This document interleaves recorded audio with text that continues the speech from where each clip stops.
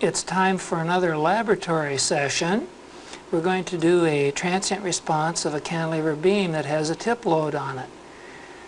The beam is the same one we've looked at before, and it's sized to be something like an airplane wing for a fighter in terms of stiffness, but other people might want to think of it as a diving board.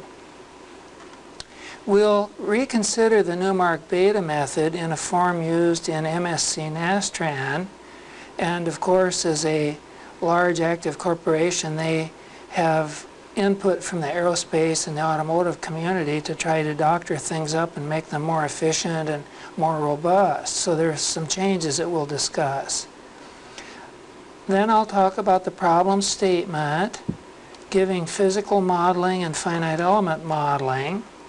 We'll look at the NASTRAN data set, consider the results for two different accuracy levels, and the second is called the alternate solution, which will give a little finer detail to the response with smaller step size.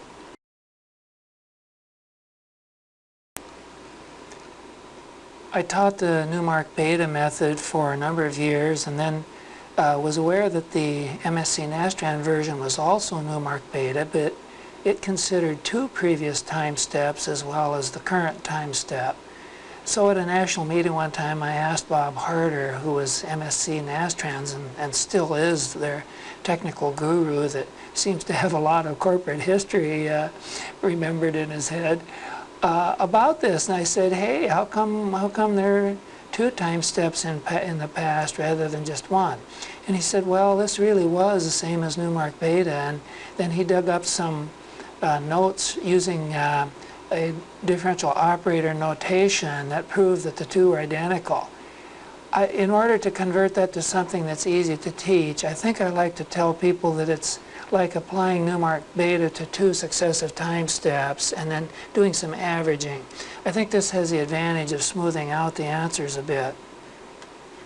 The algorithm won't look the same, and so I think people need to be aware then of this, the fact that it really is still Newmark. I'll call it modified Newmark Beta.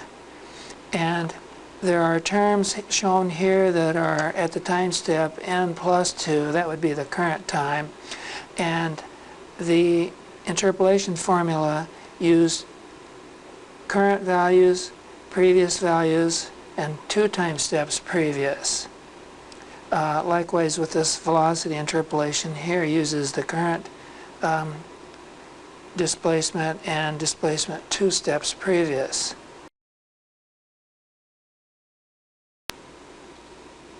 Let's look at these relations in a more graphic way. Here I've got the displacement, velocity, and acceleration as a function of time. The starred quantities are the current values, which are unknown. Those are related by the equation of motion. So I'll draw one relation tying those together.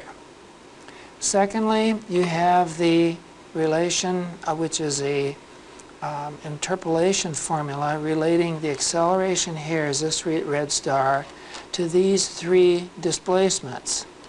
Let me draw a relation there, sort of a large swoopy law relating those. And then thirdly, we have another interpolation relation for velocity that says this velocity is related to the current and two times past displacement. So I'll draw another little loop here. Let me change the color now to green. Let me send this baby up here and around here and here like this. So that's another relation. So it's interesting how this process used by McNeil-Schwindler relates to different variables.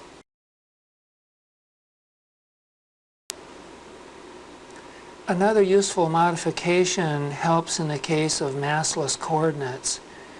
It's not generally appreciated, but often we have models that have a degree of freedom with no mass associated with it. And you'd like that to not suddenly accelerate with infinite acceleration. So the elastic forces are softened somewhat by time averaging over 3 steps rather than using only the current step shown on the left. So this is a replacement concept here where we replace what's on the left with what's on the right. And it's just an equally weighted sampling of the current and the past 2 time steps. The same thing is done on the external force where it's averaged over 3 time steps looking backwards. Then when you put those terms into the equation of motion, you get the form shown here. We saw something like this in the conventional Newmark Beta method, and now this is what I'm calling the modified method. You might remember that all of these numerical integration methods based on Newmark would use gamma of 1/2, and that the most exact value you could use in terms of accuracy would be beta equals 1/6. That was the so-called linear acceleration method, but it's not unconditionally stable. Newmark proposed bumping that up to 1/4, which lies right at the boundary of a unconditionally stable system. MSc NASTRAN people bump it up a little bit more in order to give stability in nonlinear cases, and there are many of those in mechanics.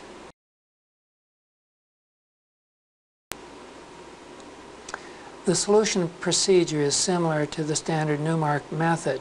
I'll write it out though so that you can see the notation used by MSc NASTRAN. Here is the stiffness for the assembled system, and sometimes I've called it a mechanical impedance because it has both stiffness and inertia effects in it. Here is a force on the right that is a modified force carrying forward some information from past time steps. The heart of the problem is to decompose this A2, and if you remember, we previously called that K hat in the general theory. So it's decomposed by the triangular factorization here, a product factorization, and the diagonal matrix is absorbed into the upper triangular matrix, and so that you use this form. Electrical engineers always speak of this form as the LU decomposition, but yet they do mean a symmetric problem in most cases, as we do. That problem is then set in this form where we recognize that there could be viewed an intermediate unknown here, which we might call y, and then we solve for that, and that's relatively easy since L2 is a lower triangular matrix. We can solve that in what's called the forward pass in a Gauss elimination sense, and then you back substitute into the definition for this vector y, which was this relation here, and that completes the solution. So the key steps are decomposition, forward pass, back substitution. Now, this might need to be done at every time step, certainly in a nonlinear problem, but if the system variables remain the same, you might be able to get by with only one decomposition of this A2 matrix. So it's a little bit problem dependent.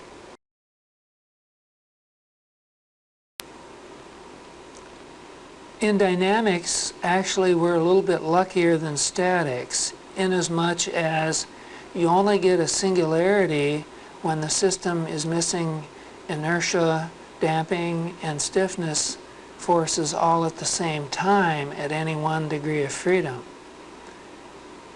This is one reason that rigid body modes are not as much trouble in dynamics as they are in statics. You might call a degree of freedom where both mass and stiffness vanish a massless mechanism. and that would be trouble if there were no damping either. The Newmark method we're looking at here is unconditionally stable, so that it acts as a low-pass filter, and at worst it smooths the solution out too much. It doesn't make the solution get more jagged or to diverge monotonically or oscillate with growing oscillations that are numerically induced. So this is a good method. For many years it was thought too much trouble to integrate from non-zero initial conditions in the modal approach, but that's been installed for some years now, perhaps 5 or 10 in NASTRAN, so that now it's possible to integrate equations that have non-zero initial conditions either in direct integration methods or modal integration methods in NASTRAN. The assumption, however, is that those initial conditions are zero if you don't say otherwise. And that makes sense. So there wouldn't be any other way to do that.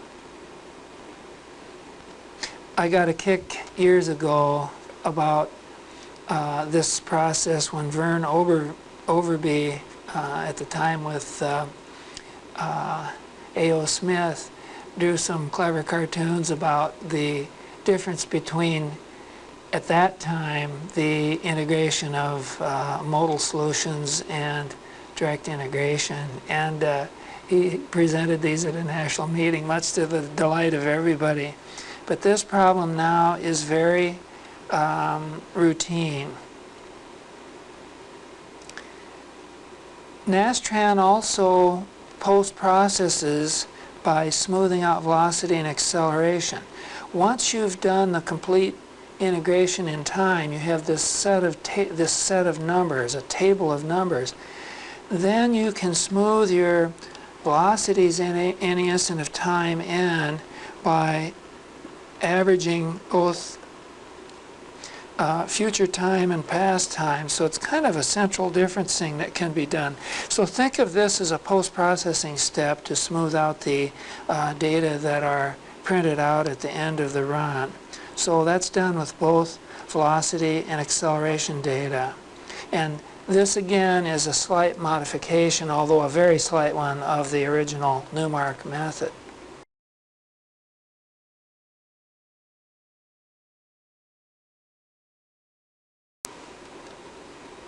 We saw earlier that there are two easy ways to interpret error in a direct integration process, and one of them is to look at a harmonic oscillator in terms of the frequency that you obtain for free oscillation, and the other is to see whether there's any decrement in amplitude and or an amplitude decay.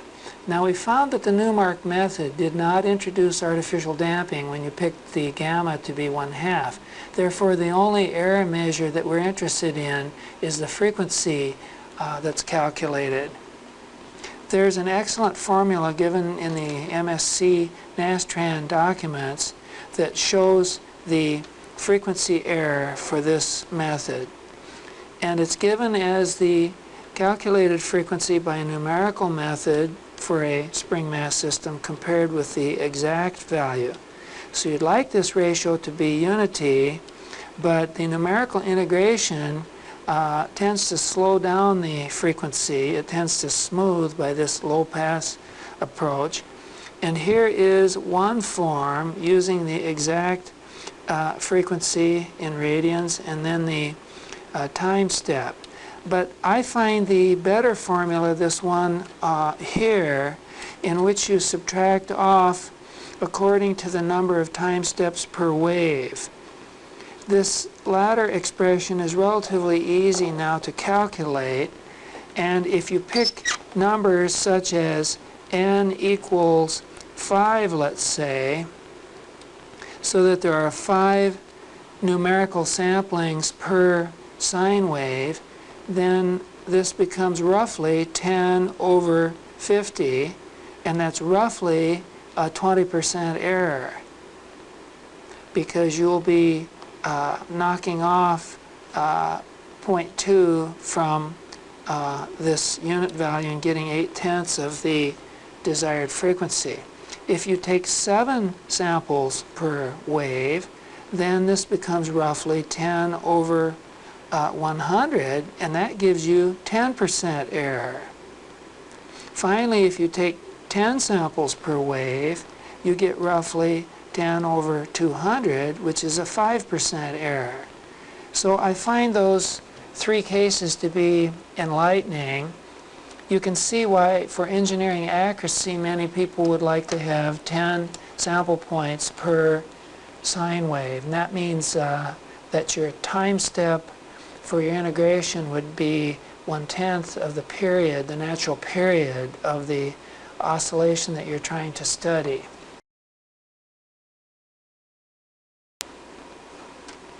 From the previous discussion, I think you can see that it's important before you do the numerical integration to recognize what the dominant response frequency of your structure is. Then you can choose an appropriate time step that will capture that behavior. Unfortunately, a lot of structures have multiple natural frequencies and the potential to respond with each of those frequencies.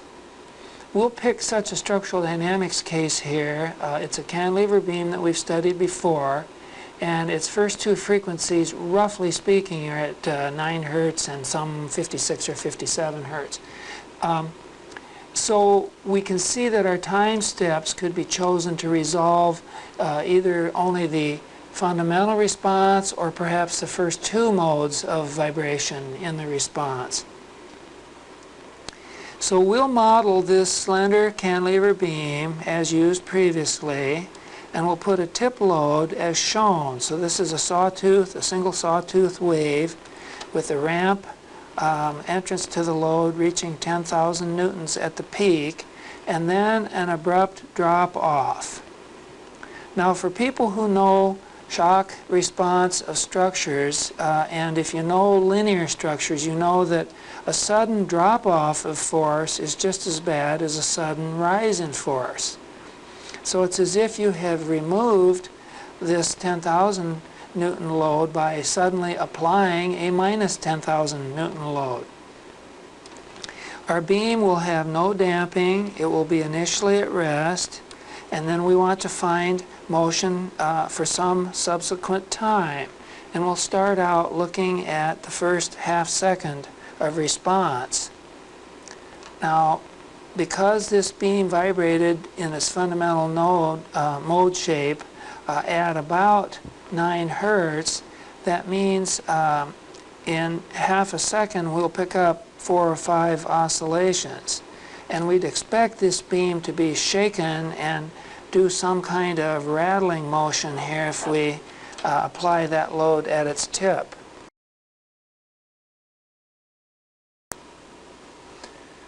Now let's look at the physical modeling that we need to carry out this laboratory. We'll use the simple beam theory due to Euler-Bernoulli and Navier, and we'll constrain our motion to lie in the XZ plane.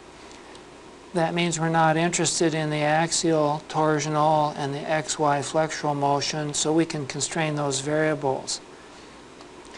From previous work, we have found that the first frequency of natural vibration is 9.2 hertz and the second is 58 hertz. We're somewhat interested in what the response will be and try to predict this ahead of time so that we can take time steps that are fine enough. The half period of the load, if you think of it as a half sine wave, would be 2/10 of a second. If this were continued with positive and negative lobes of force, that would have an effective frequency of about 2.5 hertz.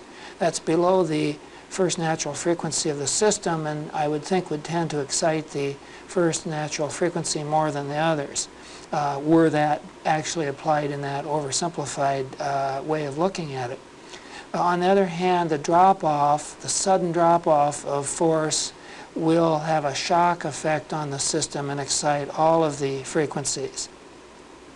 Because the load is applied at the tip, though, it will be very effective in a spatial sense in exciting the first mode. So we'd expect quite a bit of first mode response out of this system. Accordingly, we'll take a first run with a time step of 1/100th of a second, and that will give us about 10 sample points per wave of the first elastic vibrational mode in terms of the time history. And then we'll follow with a second run where the time step will be 0.0006. This will turn out, if you figure out the sampling rate, to give you about 25 samples for each wave of vibration of the second mode frequency. So that should be enough to capture the behavior of both the first and the second mode.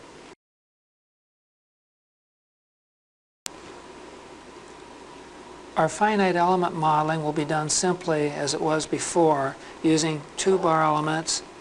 We're going to use a direct integration rather than a modal integration. The load has to be characterized, and we do that in a plot as shown below, where we have 5 points that identify it. We have those that lay out the zero force region, then the two nodes that or 2 points here that define the ramp, and then the 2 data points that are coincident in time that define this drop-off. Finally, a zero load section. MSC NASTRAN has been set up that when there are 2 such forces at the same instant of time, it will choose an intermediate point if you happen to have a time step that lies directly on that precipitous drop.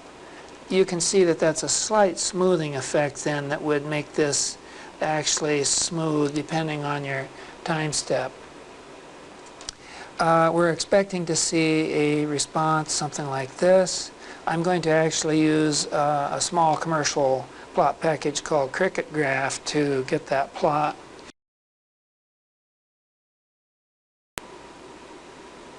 Let's look at our MSC NASTRAN data set. Here's a file management statement that tells the program where to put the output, which we can post-process. The executive control statements establish the ID of the problem. We've allowed 5 minutes, which is way more than we need. SAW 109 is the direct transient integration package. Under case control, we have the title and subtitle. We ask for all displacements.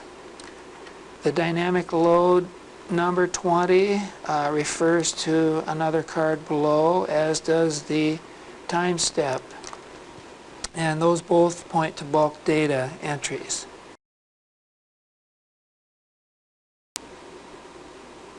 Here's our bulk data set. Here's our post-processing file. We're going to use coupled mass. As in our previous models, we'll constrain the degrees of freedom at the wall with this permanent embedded constraint set.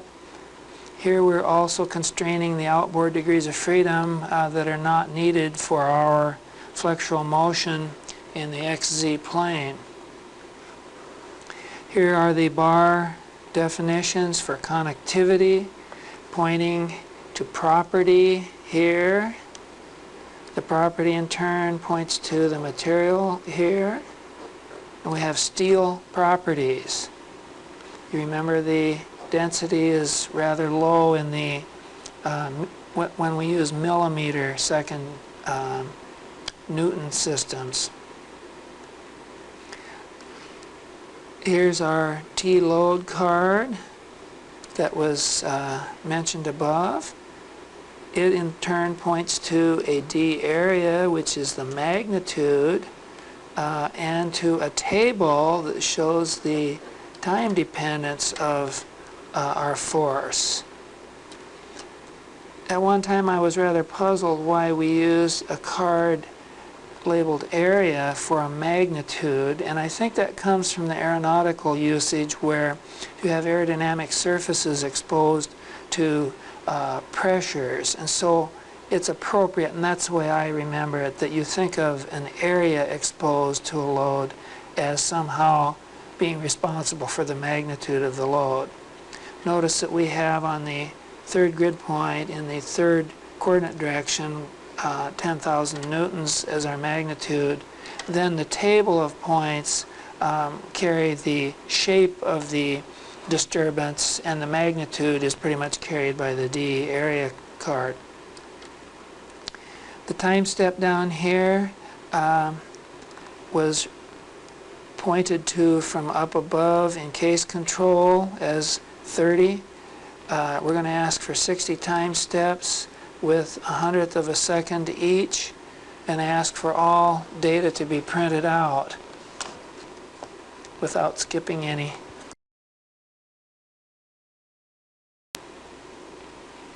In this figure, I'm just reviewing which cards are new to us.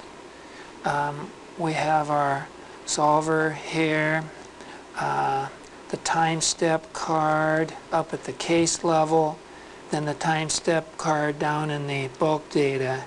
And I've already discussed how we had the number of time steps, the time increment, and then the skip factor.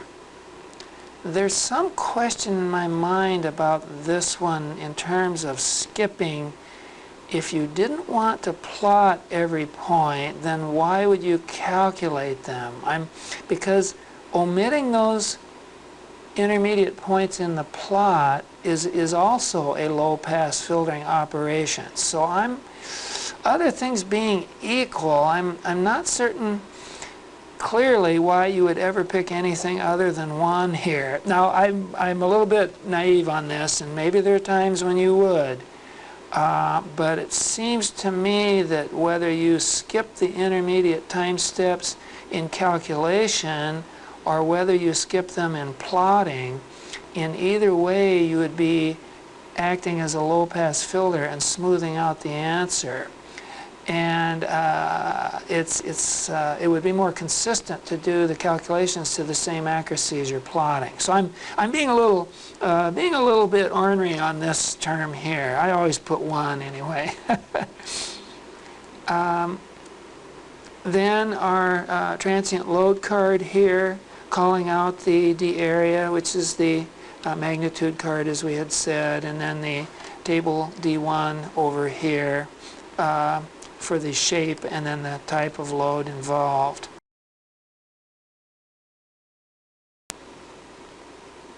Let's look at the sorted bulk data here. And no new surprises here, I would say.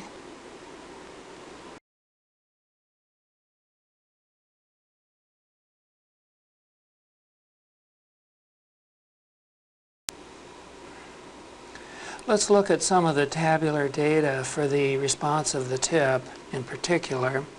That's this column here where we're interested in the translation in the 3 direction for the node number 3. This is for short time here up to 0.2 of a second, and in that time we see we've only reached 19 millimeters of displacement. So we're at this point well within the range of the linear Euler-Bernoulli beam theory because this displacement is substantially less than the depth of the beam.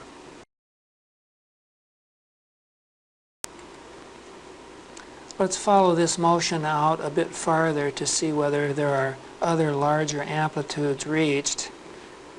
And here we are at higher times approaching the 0.6 of a second that I integrated to. And in here you see that at one point we have here 34.7 millimeters. Now that's still substantially less than the depth of the beam, so this ought to be reasonably accurate within the Euler-Bernoulli beam theory.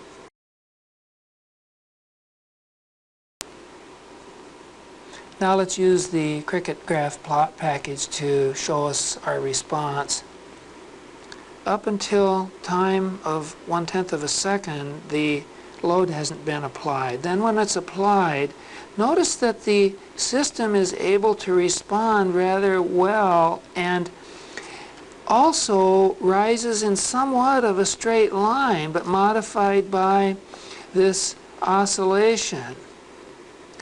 It will turn out in retrospect that the system is relatively stiff on that part of the loading cycle because the first natural frequency is several times higher than the period of the load application, at least on the ascending ramp.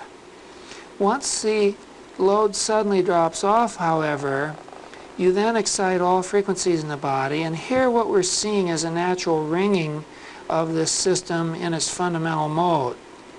Notice that we're picking up 1, 2, 3, 4, 5, 6, 7, 8, 9, 10, 11, 12, 13 time steps per wave, and that should give us rather good accuracy, perhaps 4%.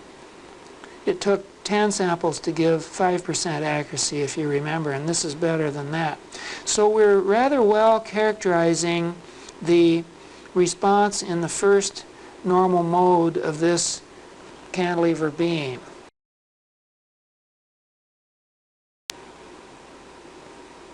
A slightly better figure can be obtained by removing the symbols. This somewhat obscures the fact that we don't have enough data points, since we only see the sharp breaks between the data points as straight line segments, but you get a general idea. All told, though, it appears that we're not able to resolve the really fine detail in this. These truncated peaks as here, these rather sharp truncations here show that we're not following the actual process at the extreme part of the motion. So this leads to a desire for a more accurate solution shown in the following figures.